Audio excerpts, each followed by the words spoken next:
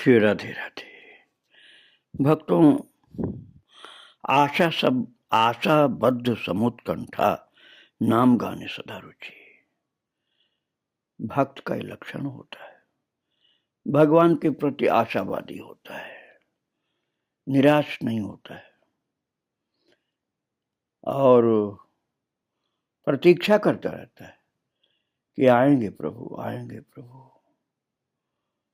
और नवद्वीप में यही हो रहा था। प्रभु तो कटवा से ही जा चुके थे, लेकिन नवद्वीप में कोई खबर अभी नहीं पहुंचाया था और पूरा दिन बीत गया। नित्यानंद या अन्य कोई नवद्वीप नहीं लौटे। फिर भी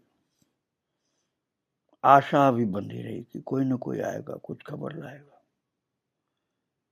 कोई रह नहीं सके तो कटवा की ओर फिर दौड़े कि कुछ तो खबर मिले। कोई चलने में असमर्थ होकर पड़े रहे या प्रभु के घर की चौकसी के लिए रह गए। रात हो गई, कोई संवाद नहीं आया। माता सची विष्णु प्रिया ने जल की एक बूंद भी मुंह में नहीं ली। भक्त मात्र उपवासी रहा। सची माता जमीन पर पड़ी है, उठी ही नहीं, उठने की शक्ति भी नहीं। विष्णु प्रिया घूंघट में मुंह छिपाए है, करवट लिए लेटी है। भक्तों की भी यही दशा है। वे उन दोनों को छोड़कर, सची माता विष्णु प्रिया को छोड़कर कहीं भी जा नहीं पा रहे। बीच बीच में सची विष्णु प्रिया अभिभूत हो उठती हैं, थोड़ी तंद्रा आ जाती, फिर चौंक उठती हैं। सची कहती हैं, ओ निमाई, निमाई तू घर लौट आ, तुझे संकीर्तन को मना नहीं करूंगी, तू घर लौट आ। वे निमाई का अपराध अपने माथे मर लेती है, किंतु सारा अपराध निमाई का है। सची को तलाशने पर भी अपना कोई अपराध नहीं मिलता। हाँ, एक ही अपराध है कि वे संकीर्तन की विरोधी थी। उसमें भगवान की विरोधी नहीं थी। उन्हें लगता था संकीर्तन के कारण निमाई मुझे छोड़कर जा सकता है। तभी इसी बात को बार बार बोलकर वे तय करती हैं कि मेरा निमाई निर्दोष है। विष्णु प्रिया का ये बड़ा गौरव है कि उनके पति मदन मोहन है। ये बात बाद में मालूम होगी आपको। बीच बीच में करवट बदलती हैं और कहती हैं, जो भाग्य में था वही हुआ। जब नवद्वीप में बड़ा आनंद था, जब निमाई स्वयं राधा भाव में प्रकट होकर भक्तों को ब्रज लीला आस्वादन कराने लगे, तो विष्णु प्रिया भी उस लीला रस में अभिभूत होकर उन सभी रसों का आस्वादन करती थीं। उनके साक्षी हैं श्री वृंदावन दास। विष्णु प्रिया पति के आने की प्रतीक्षा में वेशभूषा और नाना प्रकार की सज्जा अर्थात वासक सज्जा कर बैठी हैं, पुष्प शैया जैसे। किंतु श्री गौरांग श्रीवास के आंगन में भक्तों को लेकर कीर्तन कर रहे हैं। क्रमशः रात बीत रही और विष्णु प्रिया ये देखकर कि प्राणनाथ नहीं आ रहे, अधीर हो रही। रात बीतने पर निमाई आए। तब विष्णु प्रिया राधा भाव में निमाई पर क्रोध करके कहती हैं, चैतन्य मंगल गीत में पता चलता है ऐसा। विष्णु प्रिया शयन कक्ष में आकर देखती हैं कि उनके वल्लभ धूल में लोटपोट कर रहे हैं। वे हाहाकार करके उनके पास बैठकर अपने जीवितेश्वर को यही कहकर उठाने की चेष्टा करने लगी, हरि बोल, हरि बोले प्राणनाथ आमारुगो।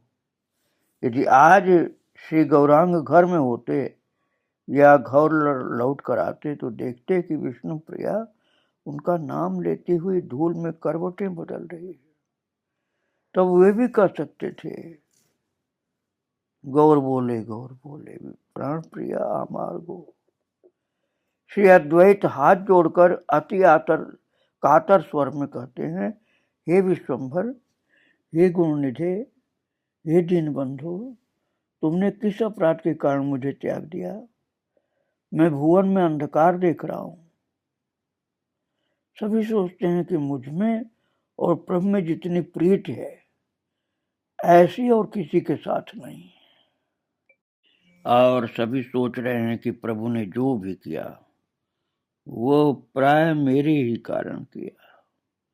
सभी सोचते हैं प्रभु मुझे छोड़ गए और मेरे अपराध के लिए मुझे छोड़े। अन्य को त्याग गए, वो भी मेरे ही कारण। जो सभी का चित्त आकर्षित करते हैं वे ही श्री कृष्ण हैं। श्रीवास कहते हैं, प्रभु तुमने क्या मुझे इसलिए जीवित रखा था कि इस अपराध के लिए अच्छी तरह दंड दोगे? हरिदास कहते हैं, मन में विश्वास था कि मैं प्रभु को प्रत्येक तिल खो रहा हूं, और वे क्षण भर को न दिखें तो मेरा हृदय फट जाएगा।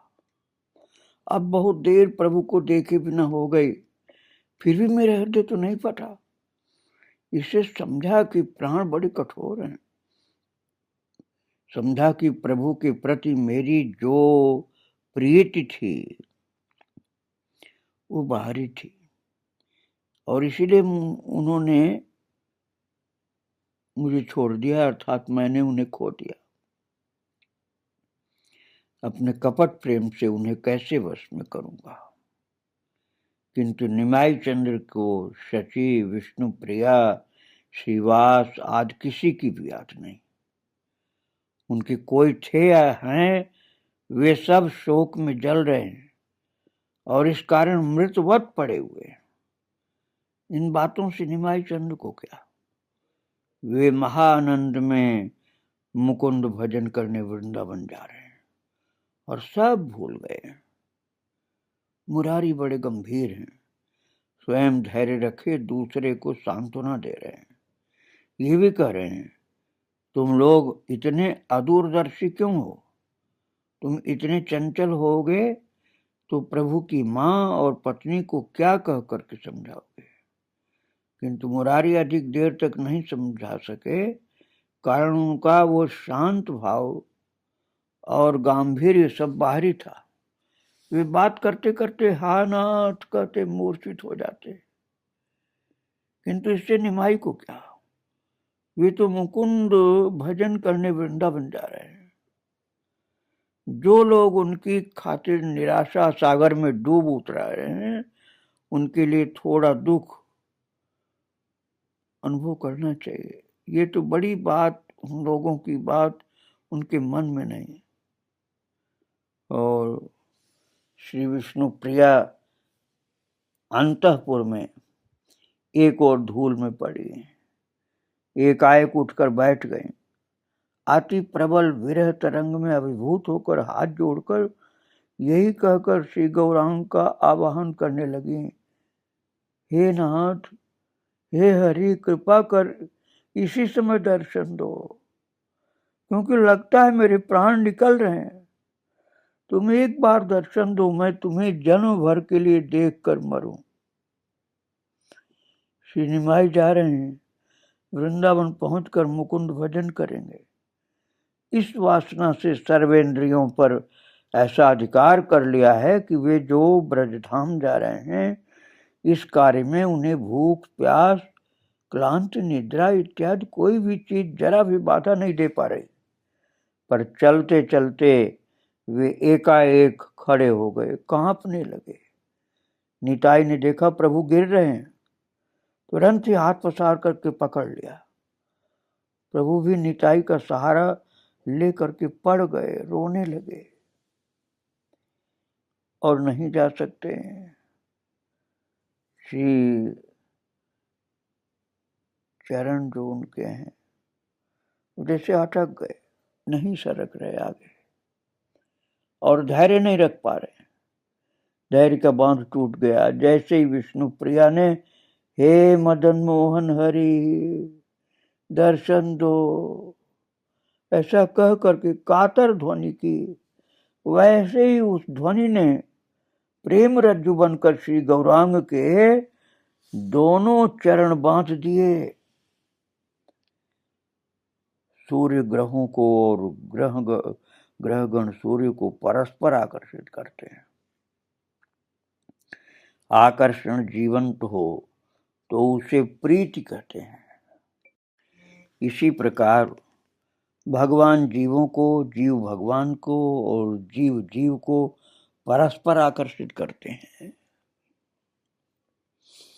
जड़ पदार्थों के आकर्षण में ह्रास वृद्धि नहीं होती, क्योंकि वो निर्जीव शक्ति है।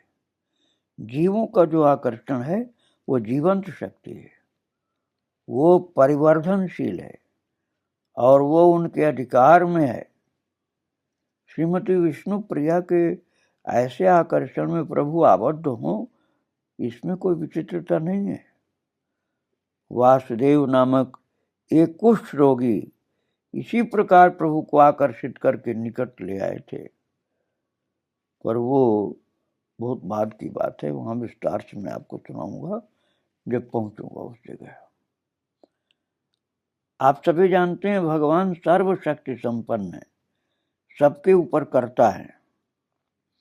ये भी जानते हैं कि वे स्वेच्छामय है, पर उन्होंने अपना एक कर्ता बनाया है, वह है प्रीति, अर्थात बहुत शुद्ध प्रेम।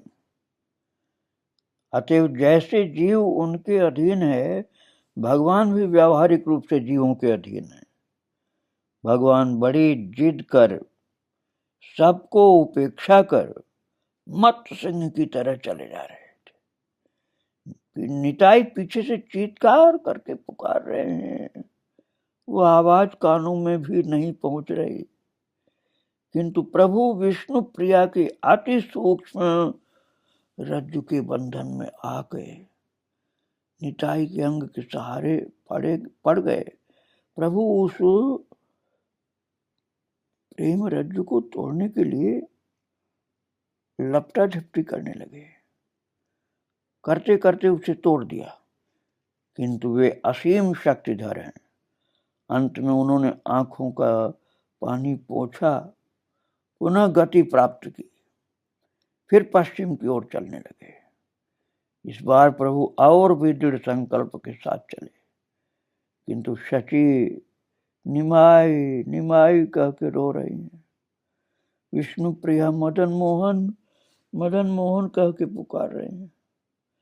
भक्त प्रभु कह करके चीत्कार कर रहे हैं। ये सारा आकर्षण और रोदन सूक्ष्म रज्जु के रूप में उत्पन्न होकर प्रेम के फंदे में परिणित हो रहा है। ये सारी प्रेम फांसी प्रभु को चारों ओर से घेर रही है। वे असीम शक्ति संपन्न होने के कारण इस सारी रज्जु को, रस्सी को तोड़ रहे हैं, प्रेम की रस्सी को, किंतु उसे खंड खंड करने में समय लग रहा है, परिश्रम हो रहा है। यही कारण है कि शची के छौने कोई खास दूर नहीं जा पा रहे, केवल घूमते फिर रहे हैं। इस प्रकार निमाई 3 दिन तक राठ में ही घूमते रहे, वृंदावन की ओर एक पग भी नहीं जा सके। एक बार संकल्प कर वे अपनी शक्ति से 2 कोस उत्तर पश्चिम में गए। इधर नवद्वीप वासी उन्हें पीछे खींचने लगे। उन्होंने खींच खींच कर निमाई को वापस 2 कोस पीछे चलवाया। प्रभु पहले दिन जहां थे, तीसरे दिन भी प्राय वहीं आ गए। वे 3 दिन और रात बस चलते ही रहे। पहले दिन तो केवल दौड़ते ही रहे, वे अनवरत चलते रहे और प्यास बुझाने के लिए एक बार विश्राम भी नहीं किया। फिर भी तीसरे दिन घर के पास ही है। इस प्रकार 3 दिन रात निकले, प्रभु ने जल छुआ तक नहीं, भक्तों ने भी नहीं छुआ। प्रभु ने जल स्पर्श नहीं किया, उसे छूने की प्रवृत्ति भक्तों में क्यों होगी? और वे लोग जीवित कैसे रहे वे ही जाने। प्रभु जब घोर अचेतावस्था में थे तो भक्तों ने सोचा कि उन्हें किसी भी तरह शांतिपूर्व श्री अद्वैत के घर ले जाएं। वहां ले जाकर भी उन्हें नवद्वीप नहीं ले जाएंगे, क्योंकि सन्यासी का अपने गांव में जाना नियम विरुद्ध है। प्रभु को शांतिपुर कैसे ले जाएं? दिन रात इसी की चेष्टा करते रहे। अंत में कुछ सफल भी हुए। प्रभु कटवा से पश्चिम की ओर जाकर बहुत दूर निकल गए थे। अब वहीं प्रभु शांतिपुर के उस पार 2-4 कोस दूर हैं। भक्तगण नाना उपायों से उन्हें शांतिपुर के इतने निकट ले आए। निमाई आंखें आधी बंद किए चल रहे हैं। निताई के हृदय में आशालता क्रमशः बढ़ रही है। ये भरोसा क्रमशः बलवान हो रहा है कि प्रभु को लौटा ले जा सकेंगे। मैदान में ग्वाले गायें ये सब हैं। ग्वाले लोग गाय चरा रहे हैं। प्रभु बिल्कुल ऐसे चल रहे हैं जैसे उनको कुछ नहीं दिख रहा। तभी नित्यानंद आज 5 विग्रहों की ओर देखा और फलस्वरूप उन लोगों के नयन भृंग प्रभु के मुख कमल के प्रति आकृष्ट हुए। प्रभु का वदन देखकर ही उन लोगों के हृदय विलोडित हो गए और भाव जगने लगा। अंदर लगा जैसे जगत में केवल शीतल पवन बह रहा है। जगत में दुखी कोई नहीं, उन लोगों को भी दुख नहीं। जगत में केवल आनंद है और उस आनंद के प्रश्रवण श्री हरि है। और वही हरि कपट सन्यासी वेश धारण करके उनके आगे से जा रहे हैं। उधर उन ग्वालों को महाराज जीव पर श्री हरिनाम का अनुभव हुआ। हरिनाम का उदय हो गया उनकी जीव पर। वे आनंद में हरि ध्वनि करने लगे। अंत में आनंद में बिल्कुल आत्महारा होकर के हरि बोल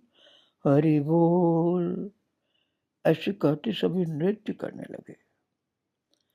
और प्रभु की ये अचिंत शक्ति थी, यहाँ तक कि उन्हें दूर से देखकर भी कभी कभी जीवों को हरि बोल करके हाथ उठाकर नाचना पड़ता था। ग्वालों की ये आनंदजनक हरि ध्वनि करते हुए देख करके श्री नित्यानंद आदि भक्तगण प्रभु की अचिंत शक्ति पर विस्मय से भरपूर हो गए। वे सोचने लगे, ये तो ग्वाले हैं, हरि क्यों बोले और नाचे क्यों? प्रभु ने तो इनके प्रति दृष्टिपात भी नहीं किया। इन लोगों ने तो कभी साधन भजन नहीं किया। भक्तगण प्रभु की प्रशंसा करते हुए सोचने लगे, शाबाश, समझ गए, इस अवतार में तुम ग्वालों तक को प्रेम में उन्मत्त करोगे। किंतु वे प्रभु की प्रशंसा के रूप में उस आनंद का और अधिक भोग नहीं कर सके, क्योंकि प्रभु एकाएक खड़े हो गए। प्रभु खड़े हुए तो भक्तगण भी खड़े हो गए और उनके मुंह की ओर अवाक देखने लगे। देखा कि प्रभु ने आंखें खोली और सिर झुकाकर जाने क्या सुनने लगे। भक्तगण समझ गए कि कानों में हरिध्वनि के प्रवेश करने से प्रभु खड़े हो गए और वह मधुर ध्वनि सुन रहे हैं। इस प्रकार प्रभु ने आंखें खोलकर और जैसे कान खड़े कर ये लक्ष्य कर कि हरि ध्वनि किस दिशा में से आ रही है, किधर से आवाज आ रही हरि ध्वनि की, ग्वालों की ओर मुंह फिराया। देखा ग्वाले आनंद में हरि बोल करके नृत्य कर रहे हैं। तब प्रभु उसी ओर चल दिए। अब आंखें खोले जा रहे हैं तो लड़खड़ाहट अब नहीं है। फिर भी वे ये नहीं जान पाए कि भक्तगण पास हैं। ग्वालों ने प्रभु को आते देखकर तटस्थ होकर भक्ति से गदगद होकर उनके श्री चरणों में प्रणाम किया। प्रभु ने पहली बार बात की, बोले, बाप लोगों उठो, उठकर मुझे हरिनाम सुनाओ। बाप, मैंने बहुत दिनों से हरिनाम नहीं सुना, मेरे कान बहुत दिनों से उपवासी हैं, तभी मैं मरा हुआ हूं। तुम लोग हरिनाम सुनाकर मुझे प्राण दान कर दो, मेरे प्राण आ जाएं शरीर में। और हमारे नवद्वीप चंद्र 3 दिन पहले वैकुंठ की संपत्ति का भोग कर रहे थे, अब वृक्ष तलवासी हो गए हैं। ये बात उनके मन में नहीं है। 3 दिन पूर्व उन्होंने अपने सभी प्रिय स्थानों और प्रियजनों को जन्म भर के लिए त्याग दिया। ये बात उनके मन में नहीं। उनकी वृद्ध मां उनके लिए विषाद के सागर में डूब रही उतरा रही है। और 3 लोकों में भाग्यवती उनकी नवीन भार्या आज त्रिलोक में सबसे गरीब जैसे बन गई है। ये उनके मन में फिर भी नहीं। वे 3 दिन अन्नाहार और अनिद्रा में रह रहे हैं। चलते चलते उनका अंग सुन्न हो गया, कांटों से श्रीअंग क्षत विक्षत हो रहा है। उनके कमल फूल से कोमल चरणों में छाले पड़ गए। इन बातों का भी उन्हें बोध नहीं है। बहुत दिन से हरिनाम नहीं सुना, इस दुख में वे अन्य सभी दुखों को भूल गए। अब ग्वालों के मुंह से हरिनाम सुनकर वे सारा दुख भूलकर उनके पास दौड़ रहे हैं। वे घोर अचेत अवस्था में थे। यह अचेतावस्था किसी प्रकार भी नहीं टूटी। अनिद्रा, अनाहार, पथ क्लेश, रौद्र, शीत या पिपासा, किसी बात से उन्हें चेतना नहीं आई।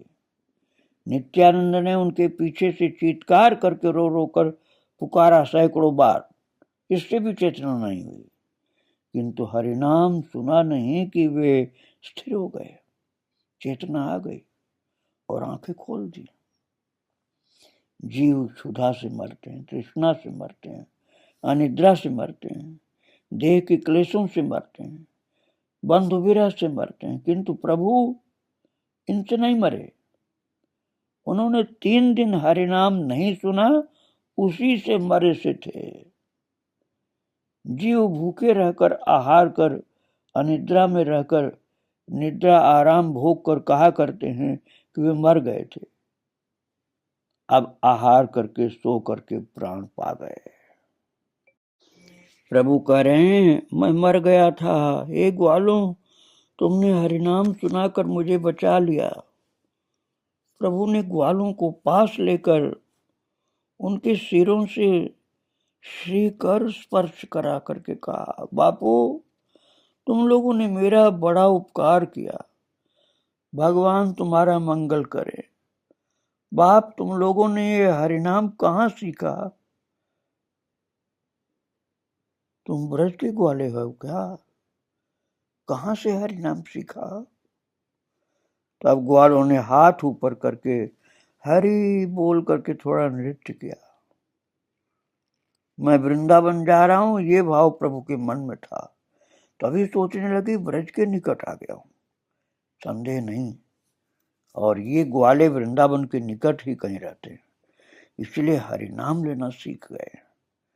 प्रभु बोले, बाप, तुम लोगों ने मेरा बड़ा उपकार किया, थोड़ा और उपकार करो, बताओ वृंदावन किस रास्ते से जाऊं? अति दुख में हंसी आती है भाई। प्रभु के प्रश्न में भी हंसी की बात थी।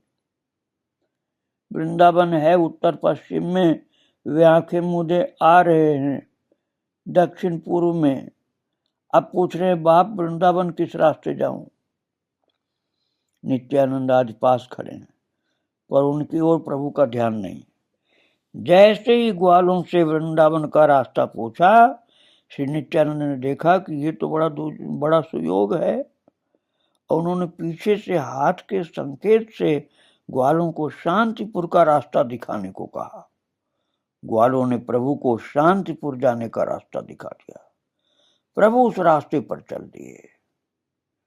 ग्वाले उनके पीछे आ रहे थे, पर नित्यानंद ने मना कर दिया। उसी समय नित्यानंद ने चंद्रशेखर से कहा, तुम द्रुत गति से शांतिपुर जाओ।